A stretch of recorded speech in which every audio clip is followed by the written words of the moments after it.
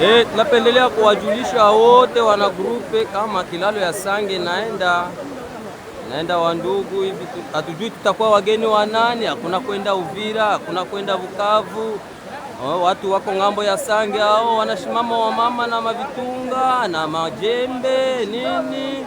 Nakwambia dunia ni matata, mwangalie. Tuko hapa kwa kilalo ya ile ya zamani tutashimama hapo. Mwangalie ngambo ya yulu kutoka Mbilimani, mtoni kisiko na shuka wa ndugu.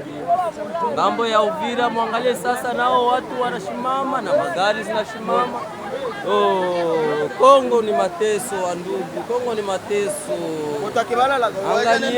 Angalieni mai gisi inakimbia hapa. Ile kilalo ya zamani hiyo hapo chini mayani vinakamata. Ile makontinele hivyo wanabeba. Angalia gisi mai ngambo ya Sange kona pita. Takuwa wageni wa nani? Wamama wanashimama na vitunga, wababa wanashimama wanakosa mahali pa kwenda.